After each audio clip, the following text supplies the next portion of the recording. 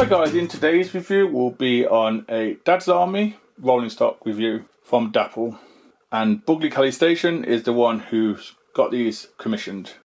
The item of rolling stock in question is the Joe Walker Wholesaler and Supplies van. The product code for this, I believe, is wagon-00-Joe Walker.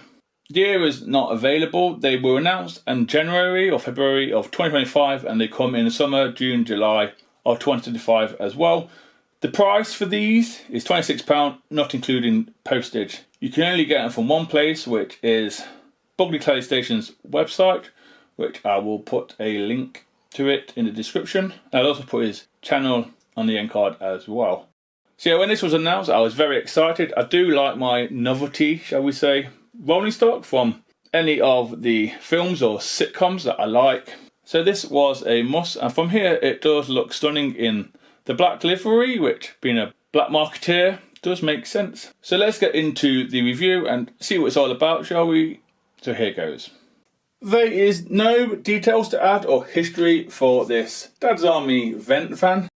So let's start at the back or the front of the vent van itself. The vent van itself is much like the Jones one they do in the butcher's livery. We do have a Dapol's new designed NEM coupler attached. We have the buffer beam itself is in black. We also have the buffer shanks in black, and the buffers themselves, they are a metal piece and they are in black as well. There's also a moulded on hook there, which is crisply done. The moulding is on here. As we move on up a little bit, you can see the vents that go up. There's also a lot of rivets around the outside and in the middle. If you look closely enough, you will be able to see them. And down the bottom, there is also a moulded on vacuum pipe or something just off centre. Again, this is all part of the moulding. Again, the livery of this is in black.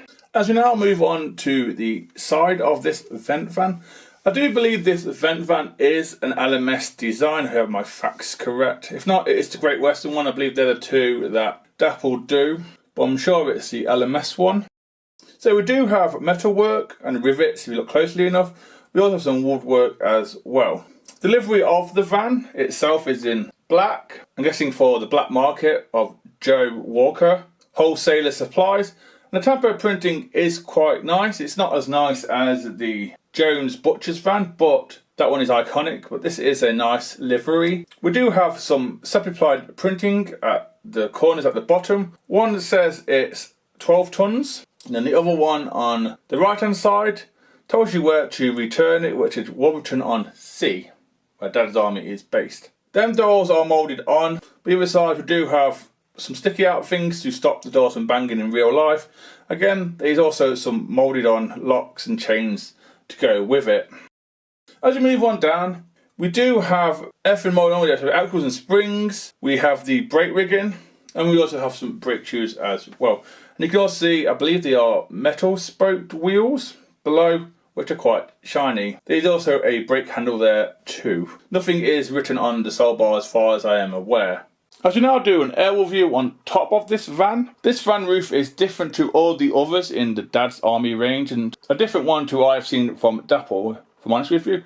So you can tell it is in grey, does have some rain ducats on there, but there is some ribbon going across. All the others either have rain ducats or they have some vents on top, some sticky up vents on top. So yeah, this is a different one, and it is in a, I want to say, battleship grey. And finally, we come on to the underneath look at this ventilation van from Dapol. As you can tell, this does have the new NEM pockets, or the new designed NEM clips that Dapol do, which is good. I had no issues from so far. We also have a screw in the centre, which I believe is to put a weight inside. In the four corners, we have the clips for the shell. Like I said before, the brake rigging and the handle is moulded onto the chassis. And then we do in the centre, or have made in Wales, we also have some, I think they're pinpointed, spoked, shiny, very shiny Dapol wheels here. These are the cleanest wheels I have from Dapol and rolling stock. Now at the end we have the buffers that I believe are metal as well. So yeah guys, that's it on the tracks. Next up will be the usual coupling test I do, and for this I'm using, on the left hand side is a Dapol, I think 7 or 5 plank Dad's Army wagon, and it will be coupled up to a loco, and that loco is Rapido's UK's Lion. So here goes, let's see if the couplings will match up.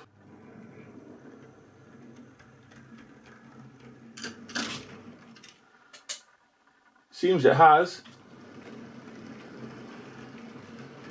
Enjoy the running session.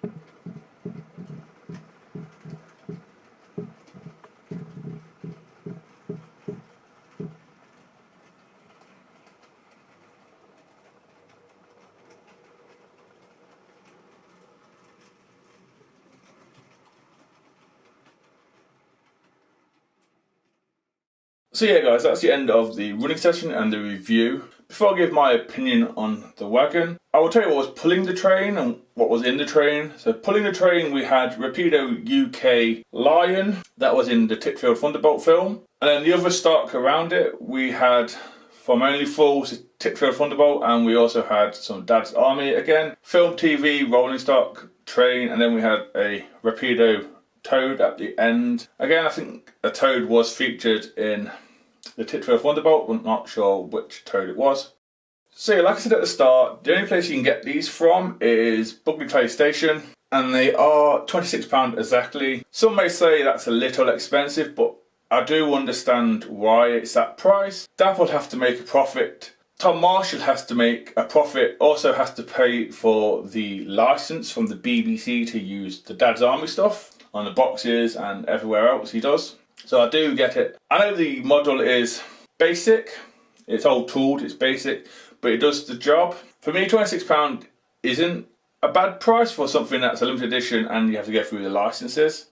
I think if you were to get one of these in a non-Dad's Army livery, I think Dapol do them at, I think it's around £15-ish for a non-Dad's Army style one. So it could have Bass on it, or it could have some other company that Dapol do. But again, £26 for a limited edition or limited run wagon isn't too bad. Nothing fell off mine. It is nice that the wheels were clean. On previous ones, the wheels have been pretty dirty and scuffed and marked. But these ones are nice and shiny, they're nice and clean.